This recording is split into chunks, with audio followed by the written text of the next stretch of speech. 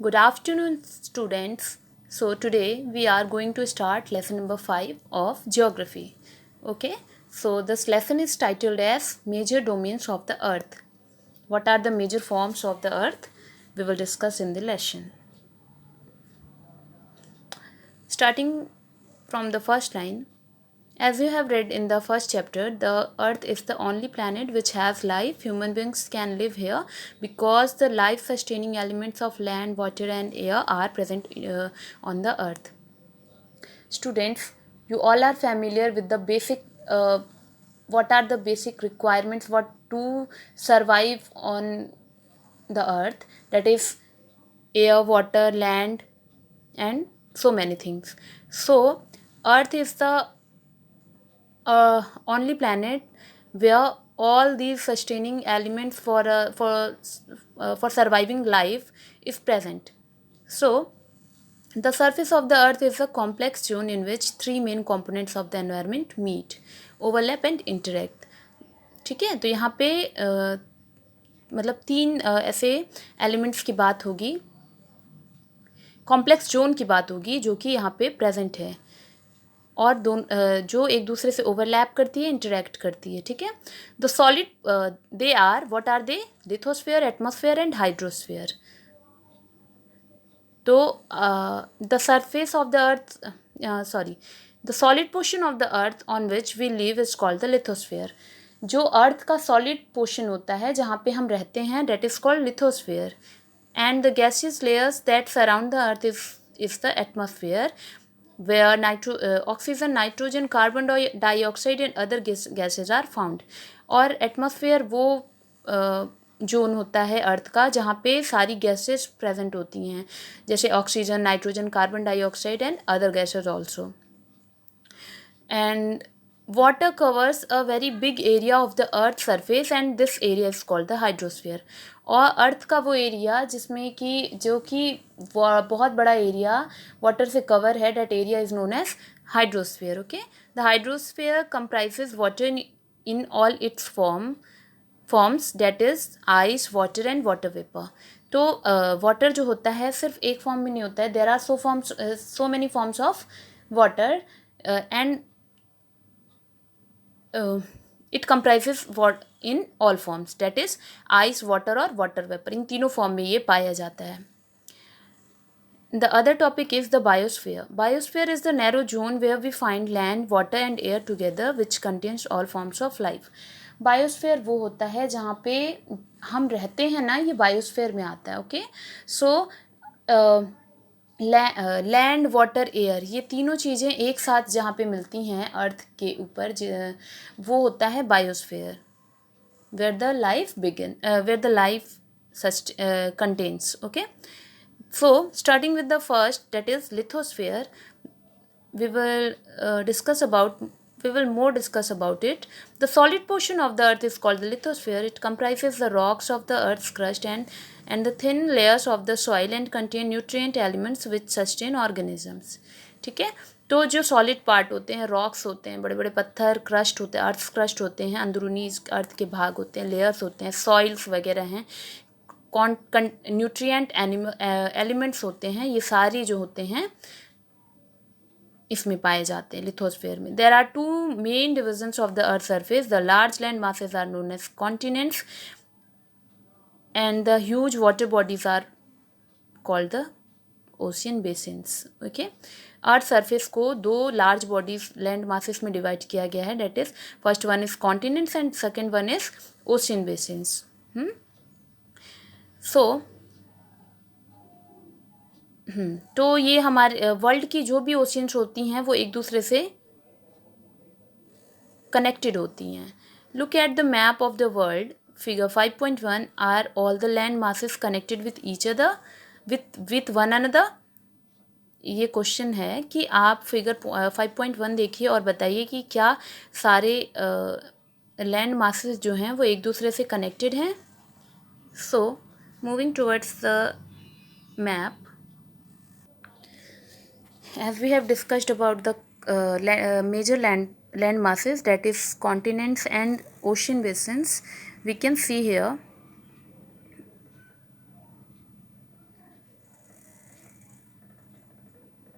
So these all are connected with one another. Okay, and as you can see, Arctic Ocean at the top, Pacific Ocean at the side, Pacific Ocean at the other side also. Okay, read this map also carefully. Coming to the previous topic, the level of sea water remains the same everywhere. Elevation of land is measured from the level of sea, which is taken as 0. तो सी water का जो level होता है वो हमेशा वो हर जगह पे सेम होता है, ठीक है। तो लैंड की एलिवेशन मीन्स लैंड की ऊंचाई जो होती है उसको नापने के लिए, मेज़र करने के लिए सी लेवल से ही उसको मेज़र किया जाता है। तो सी लेवल क्या होता है, 0 से स्टार्ट किया जाता है और लैंड की जहाँ तक लैंड होता है वहाँ मेज़र करके उसकी एलिवेशन निकाली जाती है। The highest mountain peak, Mount Everest, is about 8,848 meters above the sea level. तो अगर इस तरह से इसके अकॉर्डिंग देखा जाए तो माउंट एवरेस्ट की हाइट है 8,848 meters. And the greatest depth of 11,022 meters is recorded at Mariana Trench in the Pacific Ocean. Could you imagine the depth of the sea is much more than the highest point? ठीक है, तो जो deepest है वो Mariana trench जो कि Pacific ocean में है, इसकी डेप्थ, इसकी गहराई कितनी है, 11,022. Okay, so our next topic is continents. तो आप कॉन्टिनेंट्स के बारे में जानेंगे कि मतलब पूरे वर्ल्ड में 7 मेजर कॉन्टिनेंट्स हैं. These are separated by large water bodies. और इनको ये मतलब एक दूसरे से कैसे सेपरेटेड है, लार्ज वाटर बॉडीज से. ओके, दीज कॉन्टिनेंट्स आर, और इन 7 कॉन्टिनेंट्स के क्या क्या नाम हैं, Asia, Europe, Africa, north America, south America, Australia and Antarctica. Students, you have to learn this also. Look at the map of the world and notice that the greater part of the land mass lies in the northern hemisphere. आप map में देखेंगे तो आप देखेंगे कि northern hemisphere में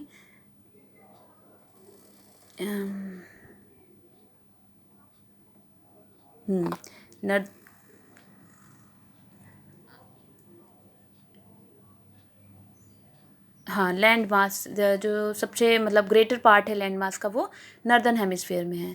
तो हमने पहला पढ़ा Asia. Asia is the largest continent.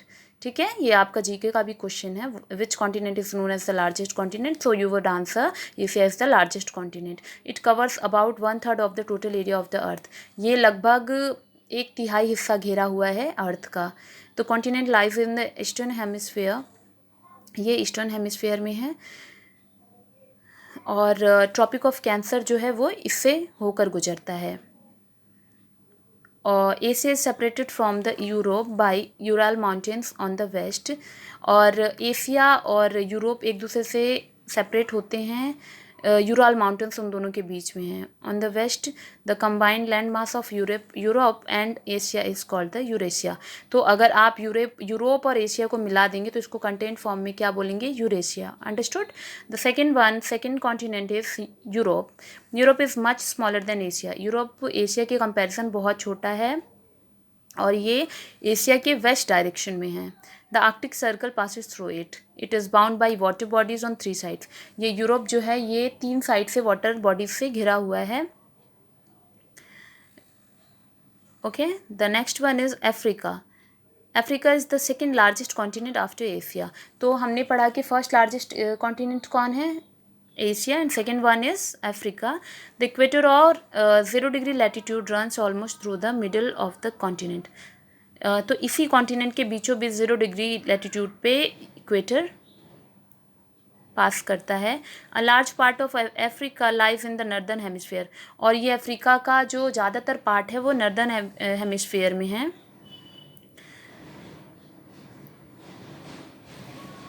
हाँ, तो आप नोटिस करेंगे कि यही एक कॉन्टिनेंट है जहाँ से ट्रॉपिक ऑफ कैंसर, इक्वेटर और ट्रॉपिक ऑफ कैप्रिकॉर्न ये तीनों पास करता है. ठीक है. The Sahara desert the world's largest hot desert. ये भी जीके का क्वेश्चन है. What is the world's largest hot desert, तो you will give the answer that the Sahara desert, the world's largest hot desert is located in Africa. इसी Africa में ये largest जो hot desert है ये है, ठीक है।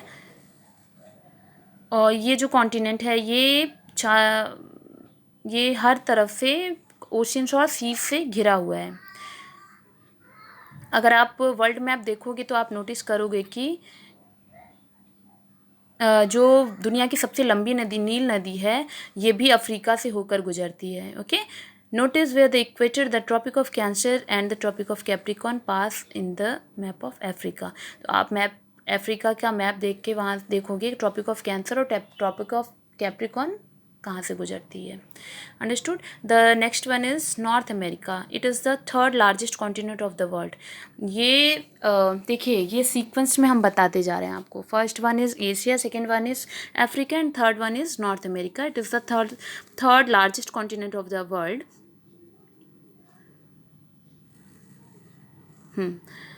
It is linked to the South America by a very narrow strip of the land called the Isthmus of Panama. Isthmus of Panama, it is a narrow land, ठीक है। इसी की हेल्प से जो ये नॉर्थ अमेरिका है south America से linked है। Understood. The continent lies completely in the northern and western hemisphere. तो ये जो कॉन्टिनेंट है ये completely northern and western hemisphere में है। These oceans surround 3 oceans surround this continent. Can you name these oceans? तो इस नॉर्थ अमेरिका जो है 3 ओशियन से घिरा हुआ है, तो आपको उसके नाम बताने हैं। Okay, so your answer would be Atlantic Ocean, Arctic Ocean and Pacific Ocean. Okay, moving to the next page. Next one is South America. South America lies mostly in the southern hemisphere. ये South America, as you can pretend by its name that it lies in the southern hemisphere. और इसको ये दो ocean से घिरा हुआ है in on the east and the west. एक ईस्ट साइड में और एक वेस्ट साइड में, ठीक है। मीन्स एक तरफ पैसिफिक ओशन है और एक तरफ अटलांटिक ओशन है। The end is world's longest mountain range runs through the length from north to south. South America has the world's largest river, the Amazon. तो पूरे देश की वर्ल्ड की सबसे जो लार्जेस्ट रिवर है अमेजन, ये इसी साउथ अमेरिका से ही गुजरती है, ठीक है। और यहाँ का जो लॉन्गेस्ट माउंटेन रेंज है एंडीज, वो भी है यहाँ पे, ठीक है। Australia is the smallest continent that lies entirely in the southern hemisphere. Australia एक छोटा सा कॉन्टिनेंट है जो कि पूरी तरह से साउदर्न हेमिस्फीयर में है और ये सब तरफ से ओशियंस और सीज से घिरा हुआ है। और इसको ऑस्ट्रेलिया को इसी वजह से, चूँकि ये सारी तरफ हर तरफ से ओशियंस और सीज से घिरा हुआ है, इसीलिए इसको आइलैंड कॉन्टिनेंट भी बोलते हैं। Understood. The next one is Antarctica. It is completely in the southern hemisphere and it is a huge, बहुत बड़ा कॉन्टिनेंट है ये। अगर आप कंबाइन कर दोगे यूरोप और ऑस्ट्रेलिया को, उससे भी बड़ा होगा ये अंटार्कटिका, ठीक है। The South Pole lies almost the centre of this continent. इसके ठीक सेंटर में साउथ पोल लोकेटेड है। As it is located in the south polar region, it is permanently covered with thick ice sheets. चूँकि ये polar region में है इसीलिए ये हमेशा आइस शीट्स, बर्फ़ की चादर से ढका रहता है। There are no permanent human settlements, तो इसलिए ठंड बहुत ज़्यादा होने की वजह से वहाँ पे पानी भी बर्फ़ बन जाता है, इसलिए लाइफ सर्वाइवल वहाँ पे बहुत टफ है। तो इस पर परमानेंट सेटलमेंट वहाँ पे ज़्यादा नहीं देखने को मिलती है। Many countries have research stations in Antarctica, और इसी वजह से मीन्स यहाँ पे ये पोलर रीजन में होने की वजह से यहाँ पे बहुत सारे रिसर्च स्टेशंस भी हैं। India also has research station there. These are named as Maitri and Dakshin Gangotri.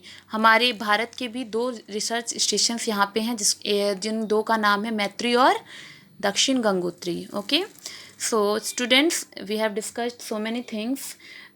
Coming to the next topic, that is hydrosphere.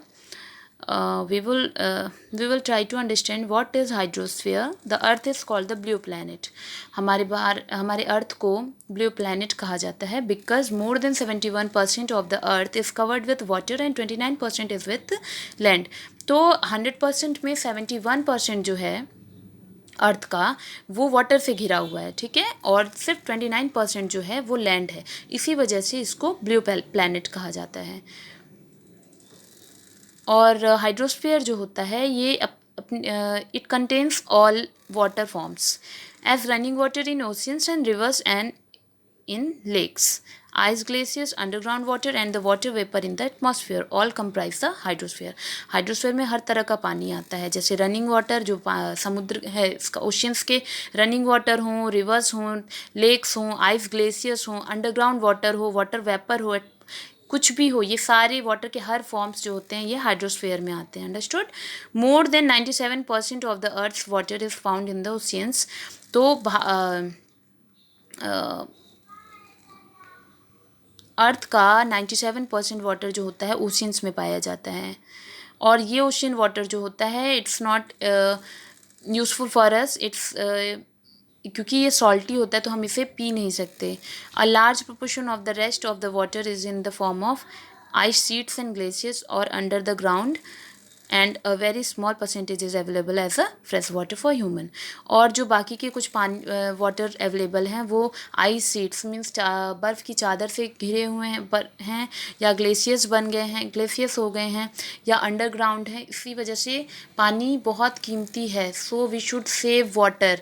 पानी पीने वाला जो पानी हमको चाहिए वो डे बाय डे क्या हो रहा है, डिक्रीज़ हो रहा है, कम हो रहा है, उसका लेवल कम हो रहा है. People are wasting water everywhere, so we should teach the people to save water, don't waste them. Okay.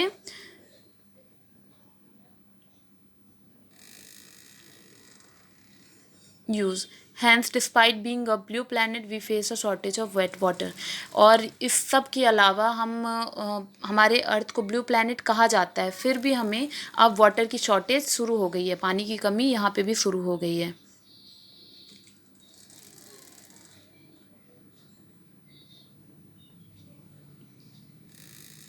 By counting the squares you can assume which is the largest continent, what is the size of continent, what's the smallest continent, what's the second largest. Okay, by counting the boxes. अगर आपको बोला जाए कि which is larger, north और South America, what you would answer? First of all you would count the number of boxes. So by counting the number of boxes we can answer that North America is larger than South America. Okay. So our next topic is oceans. Oceans are the major part of hydrosphere. They all are interconnected. अभी हमने last topic में भी यही पढ़ा था कि oceans जो होती हैं वो एक दूसरे से इंटरकनेक्टेड होती हैं. और ओशियंस के वाटर जो दे ऑलवेज मूव, वो हमेशा मूविंग वाटर होता है ओशियन में. Okay. The 3 chief movement of ocean waters are the waves, the tides and the ocean currents. ठीक है, 3 मेजर फॉर्म्स हैं चीफ साइंस के ओशियंस के. क्या क्या? Waves, tides and ocean currents. The 4 major oceans are the 4 बड़े major oceans. 4 बड़े oceans कौन कौन से हैं? Pacific ocean, Atlantic ocean and Indian ocean and Arctic ocean in order of their size के अकॉर्डिंग ये अरेंज्ड हैं. The Pacific ocean is the largest ocean. इसमें से पैसिफिक ओशियन जो है वो सबसे बड़ा ओशियन है. It is spread over 1/3 of the earth. ये लगभग 1/3 तक अर्थ के ऊपर छाया हुआ है.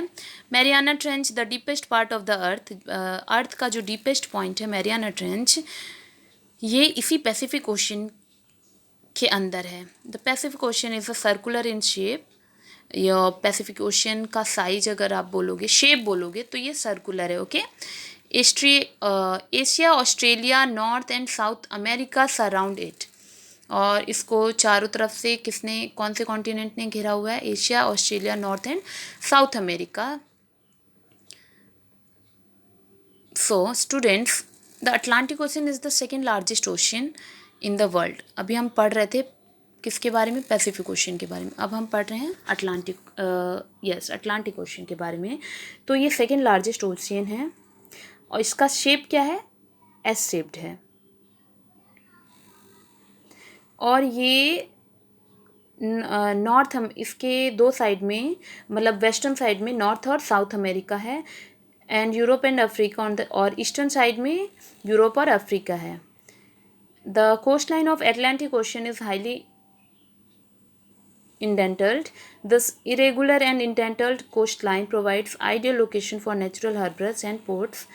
From the point of view of commerce, it is the busiest ocean. तो यहाँ पे इसके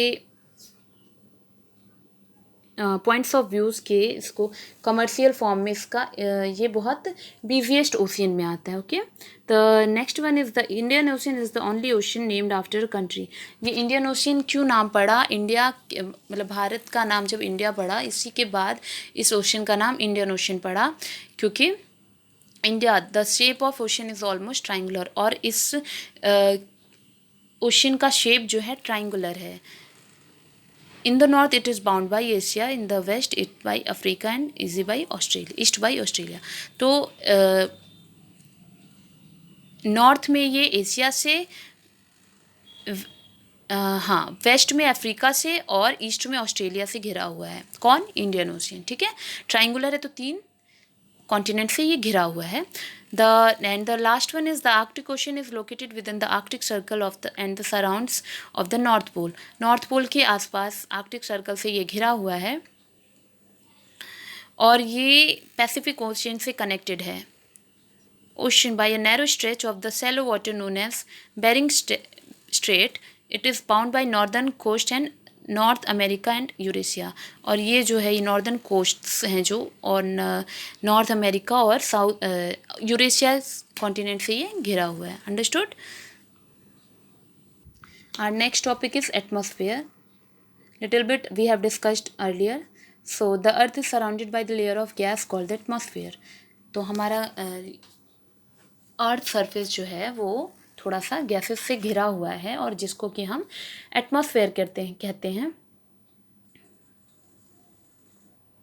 this thin blanket of air is an integral and important aspect of the planet. तो ये जो एयर की एक चादर बोलें आप, एयर की एक सतह बोलें, ये इम्पॉर्टेंट एस्पेक्ट है हमारे प्लैनेट अर्थ के लिए, जो कि हमें एयर प्रोवाइड करता है. हम सांस लेते हैं और हार्मफुल इफ़ेक्ट्स जो सनरेज से आती हों उससे हमारी बचाव करता है. The atmosphere extends up to height of about 1600 kilometres. ये एटमॉस्फेयर कहाँ से कहाँ तक है, लगभग 1600 किलोमीटर तक एक्सटेंड करता है. And the atmosphere is divided into 5 layers based on composition, temperature and other properties. इसको 5 कैटेगरीज में डिवाइड किया गया है, जो कि कॉम्पोजिशन, टेम्परेचर और प्रॉपर्टीज़ के अकॉर्डिंग होता है. Okay, these layers starting from the earth surface are called the troposphere. और ये लेयर्स जो होते हैं अर्थ सरफेस से स्टार्ट होते हैं, जो कि ट्रोपोस्फेयर के नाम से जाने जाते हैं. Stratosphere and mesosphere, the thermosphere and exosphere. तो ये 5 लेयर्स हो गई अर्थ सरफेस की. कौन कौन सी, troposphere, stratosphere, mesosphere, thermosphere and exosphere. अब देखिए, जो एटमॉस्फेयर है वो मेनली किससे बना है, नाइट्रोजन और ऑक्सीजन से, जो कि which make up about 99% of clean dry air, जो कि 99% क्लीन ड्राई एयर से बना है.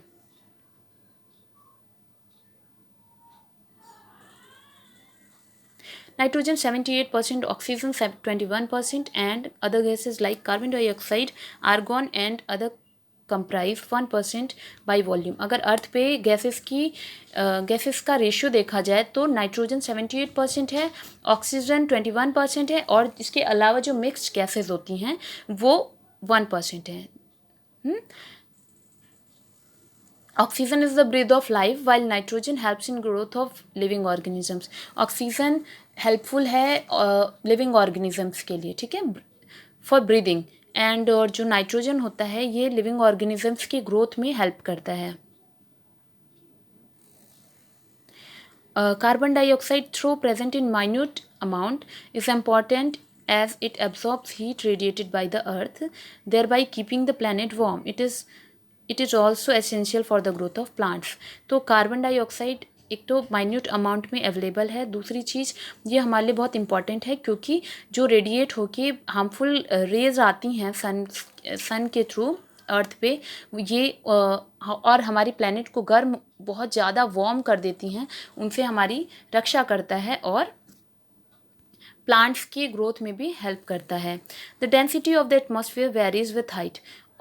अगर आप एटमॉस्फेयर में हाइट जैसे जैसे आप ऊपर की ओर जाओगे ना, तो डेंसिटी जो एटमॉस्फेयर की होगी वो बढ़ती जाएगी। It is maximum at the sea level and decreases rapidly as we go up. जैसे कि आप जब आप सी लेवल पे देखोगे तो ये मैक्सिमम होता है, इसकी डेंसिटी मैक्सिमम होगी सी लेवल पे, लेकिन आप जैसे जैसे ऊपर जाओगे तो इसकी डेंसिटी क्या होगी, डिक्रीज होती जाएगी। हाँ, ठीक है। क्योंकि आपने देखा होगा कि जैसे जैसे आप हाईएस्ट पीक पे जाते हो, आप पहाड़ों वगैरह पे जाते हो, आपको सांस लेने में दिक्कत होती है, ब्रीदिंग प्रॉब्लम शुरू हो जाती है, ठीक है। ये सब क्यों होता है, क्योंकि एयर डेंसिटी वहाँ पे कम हो जाती है। इसीलिए जो स्पेस वगैरह में जाते हैं वो अपने साथ ऑक्सीजन सिलेंडर्स कैरी करके जाते हैं ताकि हाई एल्टीट्यूड्स पे उनको प्रॉब्लम ना हो। और जैसे जैसे हम ऊपर की ओर बढ़ते हैं ना, हाइट पे ऊपर जाते हैं, वैसे वैसे टेम्परेचर भी लो होता जाता है। The atmosphere exerts pressure on the earth, this varies from place to place. और ये जो एटमॉस्फेयर होता है ना, एक तरह का प्रेशर ये क्रिएट करता है जो कि प्लेस टू प्लेस चेंज होता रहता है। Some areas experience high pressure and some areas low pressure. Air move from high pressure to low pressure. तो कहीं पे ये ज़्यादा होता है, कहीं पे कम होता है। और हवा कैसे चलती है, ये हाई प्रेशर से लो प्रेशर की तरफ बढ़ती है। और तेज़ हवाएं जो होती हैं, moving air is known as wind. Okay, the our next topic is biosphere, the domain of life. Biosphere where we survive. Okay, the biosphere is the narrow zone of contact between the land, water and air. तो जहाँ पे ये collected form में ये आपको land, water और air मिलता है, ये होता है biosphere. It is in the zone that life that is unique to this planet exists. There are several species of organisms that vary in size from microbes and bacteria to huge mammals. All the living organisms include humans are linked to each other and to the biosphere for survival. तो आप देखेंगे कि इस धरती पे इस छोटे से कीड़े मकोड़े से लेके बड़े बड़े एनिमल्स और बड़े बड़े क्रिएचर्स देखने को मिलते हैं, ठीक है, बड़े बड़े मैमल्स देखने को मिलते हैं। तो इन और सारे ऑर्गेनिजम्स जो हैं, चाहे वो ह्यूमंस हों या बाकी कोई और क्रिएचर, बाकी कोई और ऑर्गेनिज्म हो, वो सारे एक दूसरे से इंटरलिंक्ड हैं। और ये सारे इंटरलिंक्ड होने के साथ साथ किसके साथ लिंक्ड हैं, बायोस्फीयर के लिए, अपने सर्वाइवल के लिए। ओके, और ये बायोस्फीयर के जो ऑर्गेनिजम्स हैं इनको डिवाइड किया गया है प्लांट किंगडम में और एनिमल किंगडम में। The three domains of the earth interact with each other and affect each other in some way or the other. For example, cutting of forest for fulfilling our needs or of wood or clearing land for agriculture may lead to fast removal of soil from slopes. तो आप देखोगे कि to fulfill our basic needs we are continuously cutting trees, ठीक है। इससे क्या हो रहा है, इससे सॉइल इरोजन हो रहा है, बहुत अर्थ को भी बहुत लॉस हो रहा है, ठीक है। और सिमिलरली अर्थ सरफेस में be change due to natural calamities like earthquakes. For example, there could be submergence of land as happened in the case of tsunami recently. तो इससे क्या होता है, ये रेगुलर कटिंग ऑफ ट्रीज जो है ये अर्थ की क्वांटिटी को डिस्टर्ब करती, अर्थ के सिस्टम को डिस्टर्ब करती है। मतलब किसी भी प्लैनेट के सिस्टम को ऐसे डिस्टर्ब होता है क्योंकि हर ऑर्गेनिजम्स एक दूसरे से इंटरलिंक्ड है, अभी हमने पढ़ा। तो इससे क्या मीन्स इसका मतलब बुरा इफेक्ट क्या है कि इससे नेचुरल कैलामिटीज़ कॉज में आती हैं, जैसे कि अर्थक्वेक हुआ, अभी रिसेंटली हमने सुनामी देखा था। Okay, parts of Andaman and Nicobar island were submerged under water. Discharge of waste material into lakes and rivers makes the water unsuitable for human use. It also damages other forms of life. और लोग जो हैं वो कचरा हर जगह फैला रहे हैं, गंदगी फैला रहे हैं, ठीक है। वेस्टेज मटेरियल्स पानी में बहा देते हैं, नदियों में बहा देते हैं, तालाबों में बहा देते हैं, जिससे कि ये जो वाटर रह जाता है फिर वो हमारे यूज़ का नहीं रह जाता है, ठीक है। इससे भी ह्यूमन लाइफ डिस्टर्ब हो रही है। ये अब हमारा जो एटमॉस्फेयर है ये डिस्टर्ब हो रहा है। Emission from industries, thermal power plants and vehicles pollute the air. Carbon dioxide is an important constituent of air, but increase in the amount of carbon dioxide leads to increase in global temperatures. लेकिन जैसे जैसे ये emission of industries, जैसे जैसे ये industries बढ़ती जा रही हैं, थर्मल पावर प्लांट्स बढ़ रहे हैं, व्हीकल्स, और ये सारे इनसे निकलने वाले जो धुएँ हैं ये पॉल्यूट करते हैं एयर को। कार्बन डाइऑक्साइड एयर का बहुत इंपॉर्टेंट कंस्टिट्यूट है, लेकिन ये ग्लोबल टेम्परेचर के बढ़ने की वजह से इसका अमाउंट भी बढ़ रहा है। This is termed as a global warming, और जिस वजह से ग्लोबल वार्मिंग होती है। There is thus a need to limit the use of resources of the earth to maintain the balance of nature between the domains of the lithosphere, the atmosphere and the hydrosphere. So ये जो हमने भी जो भी levels पढ़े, जो भी Jones पढ़े अर्थ के, ये सारे एक दूसरे से इंटरलिंक्ड हैं। So we have to save it, we should not damage them, क्योंकि ये नेचुरल चीज़ें हैं, और नेचुरल चीज़ें अगर एक आग को आप डिस्टर्ब करोगे तो आप कहीं ना कहीं आपको भी वो हार्म करेगा। तो we should not waste water, we should save water, stop cutting trees, ये बहुत सारी ऐसी चीज़ें हैं। Do not throw waste materials in water, garbage in water, these all are bad habits. Okay, so मतलब ऐसी बहुत सारी चीज़ें हैं जिससे कि ये हमारा एटमॉस्फेयर जो है, हमारा प्लैनेट जो है वो डैमेज हो रहा है। Understood? So here we have discussed so many things about atmosphere, hydrosphere, lithosphere, biosphere and so many things. So students, I am requesting you to convince the people, please do not cut the trees, save the water, be healthy, be safe, and moving ahead. And students, as usual, I would like to tell you that you have no need to do any extra work. You have to do only key terms, question number 1 and question number 3, and I have given a map also for this lesson. That's it. You have to do these things only in your copy. Okay, no need to do question number 2, that is tick the correct answer. We would discuss this in the same video.